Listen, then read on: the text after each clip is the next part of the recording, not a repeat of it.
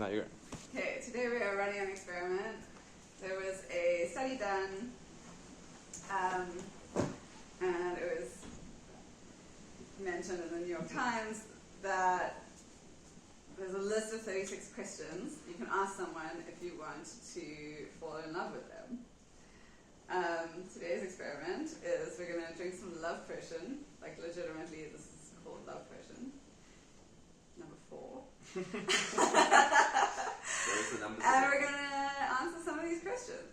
And I'm going to see what happens. You want to fall in love with me? Aww. If I did, it wouldn't be the worst thing.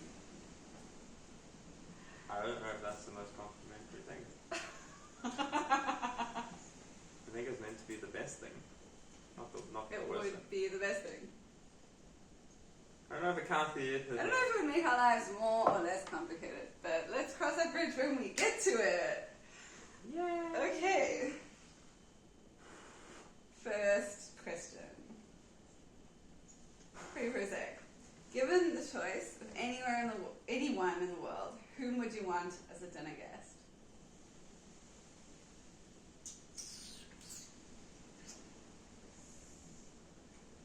I don't know. I mean, I know it's a very, very not the correct answer, but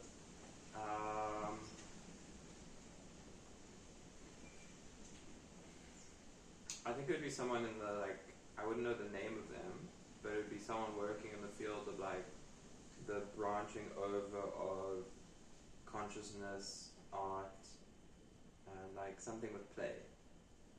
Something in that sort of space of, like, mixing those fields. Yeah. Which obviously means I must look more into the people side and awareness of who's doing what, but just the space of, like, how it is that we can populate the perspective of what it is that we can draw into being by being present. So someone whose brain you could really pick. And ideally they would be charismatic as well and fun. Yeah, like I don't think I really want to have one-on-one dinner with a stranger. That sounds panic-inducing. My ideal dinner situation is at my house. I've cooked something beautiful and just 8 people around my table who I really love. But they said 1. I know. I'm going with 8. It doesn't necessarily say 1. Choice of anyone in the world. Like anyone. And yeah, like I wouldn't have dinner with a famous person or anything like that. I'm not interested in a famous person. I just want someone that, because like for me, the people that are your friends are only your friends because of mutually shared perspective. Yeah. So for me, I would rather have people that I have even more mutually shared positionings with, even if it's in different ways, and like even if we were to disagree, because realistically the point where we're going to is more the same than some people I know now. In that way. Yeah. Okay, next question. Yeah. Would you like to be famous, and in what way? I guess accomplished more than famous. Agree. Oh. I don't want to be a public personality in any way. Yeah, I think for me it's more just about having done what I can do to a high enough degree for it to be not recognized for myself, but recognized for like people being able to take benefit from it. I agree. Like it would be cool. I wouldn't want to be famous, but in what way? Like if I was going to be known, I want to be like, that girl who helped me get over this major thing, or heal from this trauma, or feel seen in this way. Breakthrough. That would be the way. Okay, before making a telephone call, do you ever rehearse what you're going to say? Why? Sometimes, not always. Idea of scripting and being able to know like what the basics of what needs to happen is, but it depends. Most of the time not. I did work in a call center and then yes. Oh yeah. Very much so. I panic before making any telephone call because I hate making telephone calls, but I don't think that counts as like rehearsing what I'm going to say. It's just like, oh my god, what if they don't know who I am? Oh, what if? That's not rehearsing, that's just panicking. Yeah, that doesn't sound very useful. You should try rehearsing. I should, yeah. Probably be a lot more useful. Yeah. Oh, what would constitute a perfect day for you? Ease and grace. But it also depends. It's like depends what mood I'm in. Like, because sometimes a perfect day is getting a whole bunch of stuff done, working towards like goals and ideas and things like that, and charting new like perspectives, and then like bringing a lot of different things like yesterday when we got to do a whole mix of things and then still ended up dancing and making a harpy pipe and doing all of these things, that was really cool because it was just like unfolding. Yeah, that's what I was going to say. A day that just unfolds, that has flow. Yeah. And like variety and movement and stillness. Yeah, agree. When did you last sing to yourself and when to someone else? I think I last sang to myself today sometime. Yeah, me too. I can't remember what I sang, but I think I definitely sang something. And you sang to me yesterday, so... There we go. Fairly frequent. When did you last sing to someone? I sang to you yesterday. Did you? I mean, with you, I guess. Oh, when we were dancing. No, I did sing to you yesterday, What did you yeah. sing?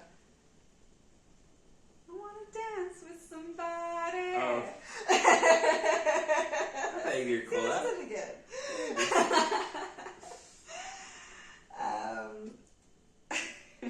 If you're able to live to the age of 90 and retain either the mind and body of a 30-year-old for the last 60 years of your life, which would you want? So would you want the mind of a 30-year-old or the body of a 30-year-old? Oh. Mind. No. I'm going to go with body. But you're going to have dementia. Okay, no, yeah, I don't want to get dementia, but dementia is brain, so it's body. And the thing is, like, your mind doesn't age beyond 30 anyway. Like, you always have this mind. Well, then I would go for body, but I think the way that there's like quoting it is saying Physical fitness versus mental fitness. yeah, ideally I would have like reasonable mental capacity that still ages in the way that like we naturally do, because that is just a dialing into a different frame. Yeah. But yeah, I do fully agree that being able to move and be comfortable is the most important thing. Yeah. Because otherwise, I mean, I would that's the biggest rather- problem that people get as they age. Yeah, I'd rather be able to move and be comfortable and allow my brain to develop naturally, even given dementia as a risk. I think I don't want... know, I think the one problem with dementia though is you become other people's problems then. Yeah, I know. That's the Shoot problem. me. So I guess the thing is like, to what depending? Are we falling in love? Suicide pact? I was just brushing my hair. Okay. You just have to have plausible deniability, you see. Otherwise the society is evidence. Yeah. When this Okay, video magically let it goes be- disappear. Let it be known we did not shake on We the didn't shake suicide anything, pact. yeah. No, but don't look into it, that's just... Do you have a secret hunch about how you will die? Yes and no and yes. What is it? I think if I were to die, it would be like from going insane or something. I also think that. Yeah. I also think that. Name 3 things you and your partner appear to have in common. I mean, conversation partner in this case. What are 3 things we have in common? Neurospicy as fuck. Neurospicy as fuck. Oh wait, I don't think I meant to swear. Neurospicy. In what sphere? Overthink. Overly busy minds. I think it goes with the neurospicy. Okay, then Yeah. intelligent, but does that not also go with the neurospicy? Not like, doesn't have to, I think. You can be neurospicy and dumb. And you can be neurotypical and intelligent. Happens sometimes. Good cooking. Good at cooking. Yeah. Love eating food. I think you're meant to. Keeps you alive. Yeah. I think what we have in common also is like the best thing we have in common is that like ability to just constantly work on ourselves. And like the willingness to do the hard things. That is like my favorite thing we have in common. Which is so much fun. So fun and so painful. And we're both just like super triggering. So useful. For what in your life do you feel the most grateful? The ability to breathe. So all of it. Yeah, pretty much. Agreed. Yeah, pretty much. Yeah, pretty much. Yeah. The ability to breathe in this time and space. Well, and also, Yeah. I live in a very blessed time and space, Exactly. and like slice of the world, and like just family situation, and all of the things. Like Yeah. really, really, really grateful for the privilege that is, and like the capacity to realize it as a privilege as well, and then figure out how to actually like slowly Go further. yeah, because for me that had been the most challenging part, was like how to reconcile all of that and actually like Make not, good of it. Be not worthy just of be it. shut down. Yeah. Because for a long time I was super fucking shut down. I'm I so didn't know. grateful for that. I'm so grateful for my big brain. Love my big brain. Yeah. I If get you that. could change anything about the way you were raised, what would it be? I think I just would wish that the like parental figures and things like that all could have been more regulated and able to work better together. Because so much of my upbringing was about like strife that was still from before I was born, and it impacted like some pretty major parts of my potential developmental like chances and portals and things like that, like where I went to school and decisions around where I would stay in school and like just stuff. And it's one of those things where it's like it's led me to have a somewhat interesting relationship to authority figures and things like that, and it's one of the more like mistrusting parts of myself, and that can sometimes be challenging to reconcile with still needing to like work best with everything. I think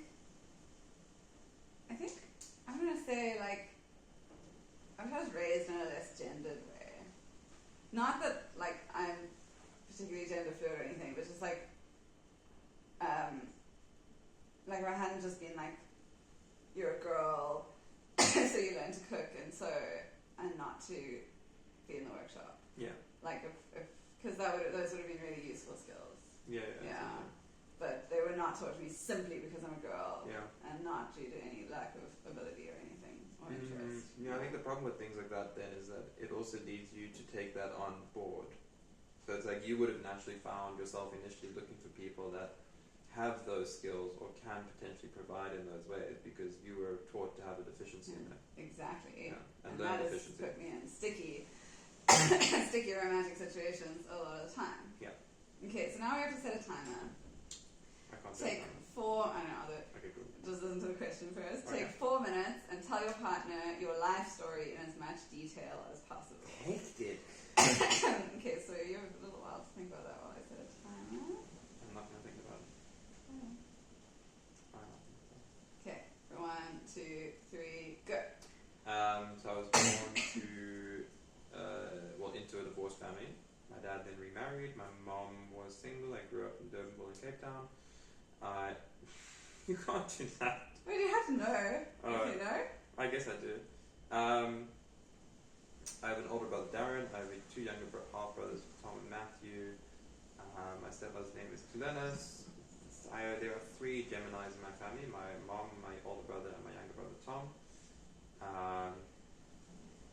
Tom means twin, so there's always been a twin in my life. There's a 3.5 year difference between us. My older brother and I are 4.5 years different, so there's like a somewhat semi-consistent gap of age difference. And then my youngest brother is 6 years younger than me, like somewhere in that midst. Plus minus the fact that I'm in December and other people aren't. I was a happy child in the most ways, and also somewhat depressed in the way happy people tend to sometimes be at the end of it. If I was to go into as much detail as possible, there was a pattern of people just getting by and everyone doing the best they can with what it is that they're having available. One of the challenges with that is that my brother and I, older brother, we were sent to psychologists because we needed to learn the skills to adapt to the environments that we were around, rather than the environments being able to adapt to us, which was just a bit challenging because it meant that I could adopt a lot of my older brother's anger because I was empathetic and didn't realize it. So I learned how to go ahead and take that on and then internalize it as my own, and then only went like many years before I was able to look at it. Add neurospicy to the mix of it. My mom was a teacher the whole time and did her best to be able to kind of show us how to work with and deal with everything, but then it's difficult when it is that you have 2 different familial units, because like my mom's side was very holistic and wanting to bring all the pieces together, but we still went to a holistic doctor and ended up prescribing us Ritalin, so that was a bit of a lapse in the whole process of it. People do the best they can based on the research that's coming out at the moment. Was then also given like a little DS, Game Boy at that time, and then that got my like Ritalin and Game Boy. you know, my neurology super hijacked into like quick fixes, which was super not healthy. Both people just didn't really realize what was happening or what it would need to happen. So that was a bit challenging. That then led to a whole like continuous thing of seeking instant dopamine and things like that. Did well in school in the beginning, didn't need to try. Then just learned to not try. Also never really cared about it because I didn't feel any care about it. I used to read books in class, and then in grade 4 or 5 I got told off for it, and then my book got confiscated, which is really frustrating because for me one of the best ways to regulate in class was to be able to read and then just keep track of what's being said. But then people don't believe the fact that you can still keep both threads running in one way because you're just keeping your busy brain busy. Because also if you're on like concerted the whole time, like yeah, your busy brain's busier. Constant, like there's no requirement to try to be able to hear everything. So then I kind of fell off that bit with that. Met a good friend in grade 5, Nick, who you met. We were then friends in grade 7. I then moved to, like quite consistently, I moved to another school, Bishops, all boys school. Kind of moved there just for a laptop, not bad, but yeah. Just for a laptop? Basically, yeah. So it was like if you go to the school, you get a laptop? Well, the curriculum gets a laptop by my time's finished. Yeah. 20 seconds? Oh, 20 seconds still. Challenging space, wasn't meant to stay there. People were really dismissive towards my mom and her full professional opinion to know what's best. Didn't care about it, got through it, went to college, copied other people's things, got through it, did the best I could, realized there's more to life. Very good. Didn't get through enough of the later stuff. Okay, 4 minutes. Yeah, that was like your childhood, but it was super interesting. Go. Alright, I was born to a farming family. My parents were world travelers, until they got pregnant with me. Then they had to come back to the farm. So I was born into a really complicated family situation where my grandpa was married to my step-gran, who's a gold digger, but they believed my mom was a gold digger. So they were really horrible to her. So my formative years was my gran and my grandpa, who I loved and loved me, just being really horrible to my mom all the time, which is super weird, but that kind of resolved itself. Kind of slowly. Just grew up a farm girl, mostly. I did go to school, but it was like a farm, like a rural school, really small, 15 people in a class at most, usually less than that actually.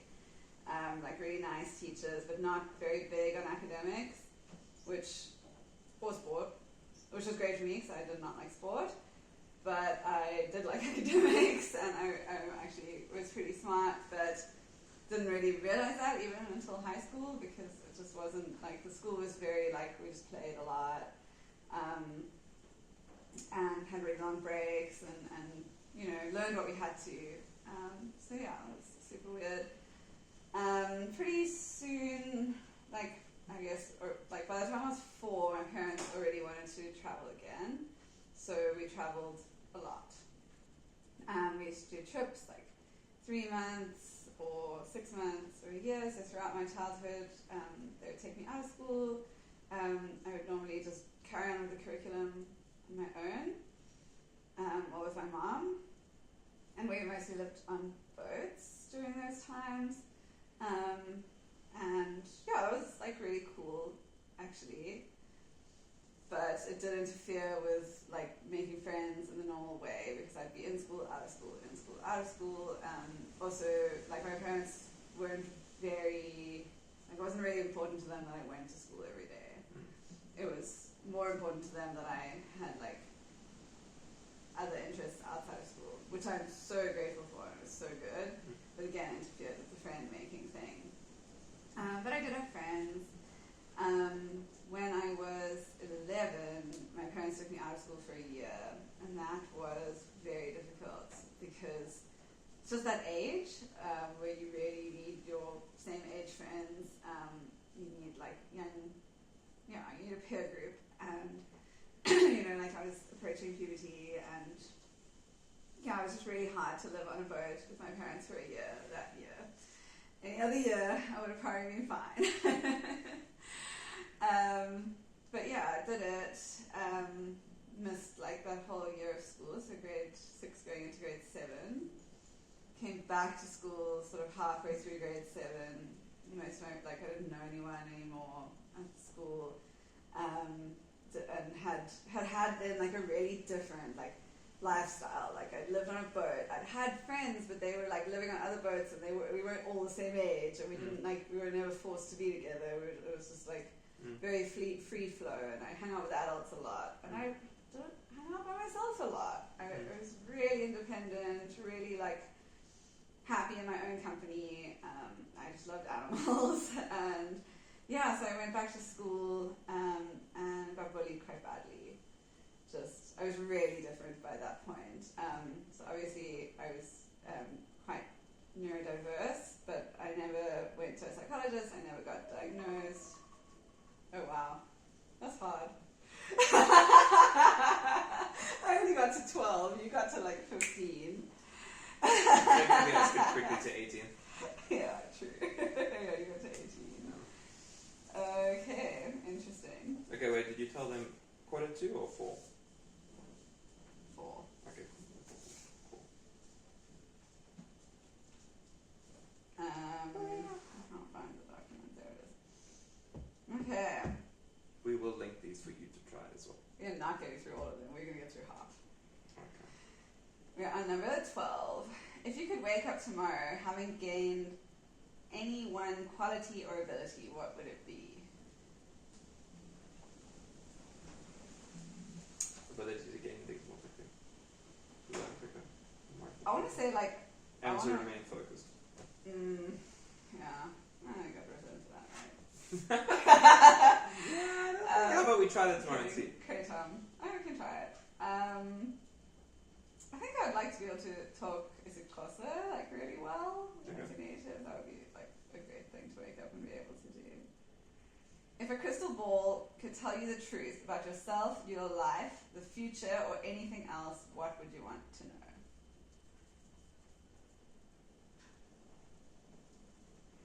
What are the winning lottery numbers for the next Yeah. long periods or of like time? which crypto do I invest in? Yeah. Just because fundamentally it gives you resources so that you can then start working with things at a different level. Yeah, and because I would ask for that knowledge, because all the other knowledge and truth is going to come to me anyway. Well, exactly. But That's I'm what never going to do That's what I mean. that. This is just a case of being able to have abundance so that you can then more easily work. And it's also it's also semi-corrupt systems that deserve us to take advantage of them. Yeah. fill it into a better way. Absolutely. Yeah. Yeah. Because being given the truth about yourself is totally useless. Yeah, you 100%. need to go on that quest. That's 100%. sort of crazy. Is there something you've dreamed of doing for a long time? Why haven't you done it? Producing music. And why haven't you done it? High skill gap. High skill gap and consistency, and also like the reason I want to produce music is more than just like it's got so much to it that music is like the nexus point of that. It's like I've been exploring the various ideas of what all those are, and then expanding the process itself. Yeah. So I guess I have been, but just in the way of being able to then hold what it is as well. And also because I realized that I can more easily look to exchange with people that have produced music in order to accelerate. And I have before, but not consistently. Consistency is challenge. And yourself? I think more international travel. Why haven't you? Money. Okay, yeah. Money, and also I'm pretty tied to my home and the farm. But if you had money, you could fix those things as well. Yeah, but no amount of money can actually buy another version of me to take care of things while I'm away. Yeah, but you can train someone to do Yeah, it. which I am. And the thing is, why haven't you done it? I'm working towards that. It's not why haven't I done it? It's just why haven't I done it yet? Okay. What is the greatest accomplishment of your life? I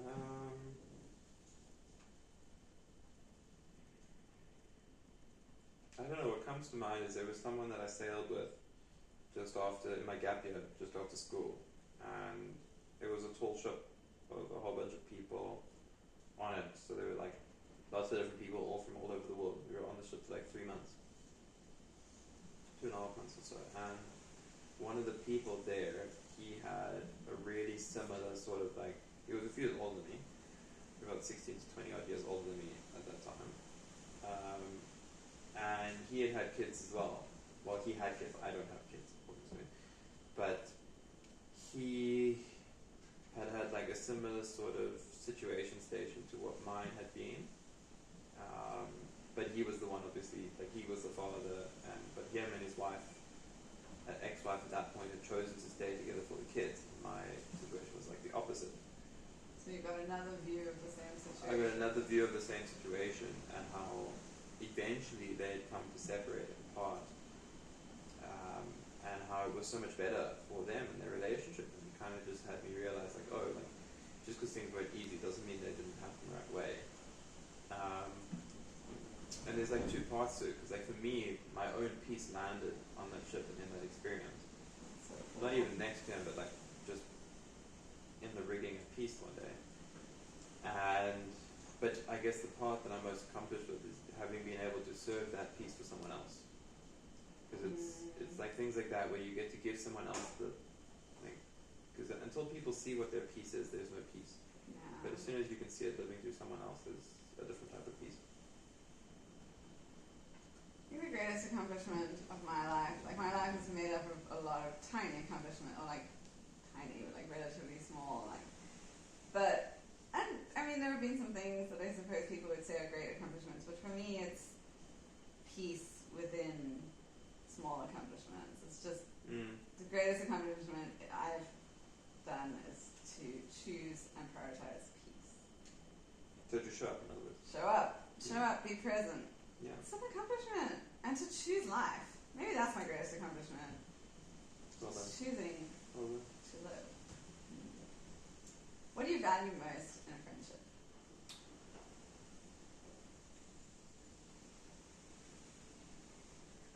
Honest, playful truth. Yeah, I agree. Play and honesty would definitely be in there.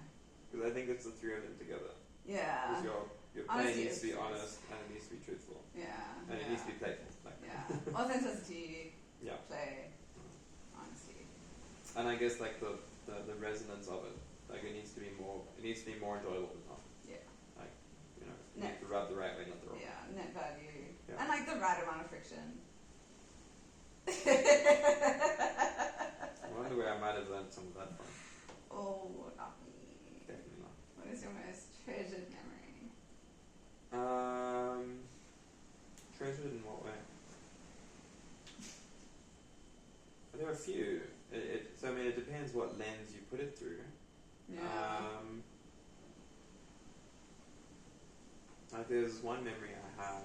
A lot of them, funnily enough, happen at festivals. Me too. But like, I'll give two because they're both quite connected in a different way. But like the one memory is one Australian friend, Ella. She had gone to a festival that I invited her to, and anyway, we ended up dancing. It was just she, similar to you, was just like practicing just being a boy, and it was just so much fun dancing with a person. And I hadn't had fun dancing with a person like this ever before. Like I hadn't had this connection or this like capacity to dialogue in a way that was mind blowing. And then another time was actually being at that venue we were just at, funnily enough, Kroonrivier, outside Rivier on the end, for a guy in Dream, and having LED Poyo on me, and someone just like asking if he can like have a spin with them. It's like cool. I mean, that's half the reason I got them, and him just delivering like the most beautiful just like expression of his isness through Poyo, and it was just so phenomenal, honestly. I think one of my most treasured memories was that time at Bern when you performed your feelings for me and Will on the the big one. The big artwork on the Yeah. planet. Like feeling safe enough in your presence to express their themselfness so like completely and beautifully. That's cool. Yeah, most beautiful. Okay, this is the last question we're gonna do, and then we're gonna break. And So we we'll made do it through all of them? No, half. And then we'll do the other half. Yeah? Okay. You half in love with me? I plead the fifth. You half in love with me? Fifth. Okay. What is your most terrible memory? I betrayed someone that deserved to never be betrayed. And it was so unnecessary. And it's not even about whether they knew, or even could comprehend it. It's the fact that I did it. And the fact that I could ever have been in a place to do that. And the worst part about that memory is it wasn't the last time it happened. I let that same pattern of behavior continue and ripple out to other people, and like there's a certain amount of grace and compassion I have for myself because I was doing the best I could, but also like unforgivableness in the sense of like that I could do that, honestly. Yeah. Yeah, I agree. Before I heard your answer, what I was going to say was, and I will stand by this though, my most terrible memories, I can't really remember them because of the nature of trauma. Yeah. It's such that I know it happened, but I don't actually have a memory of it. I just have this like weird scar Yeah, I get that. that doesn't really make any sense to me. And like I know intellectually what happened, but I can't actually access the memory. Those are the worst memories for me because they're like holes in my sense of self, and they're like little snags on the reality of my conception of myself.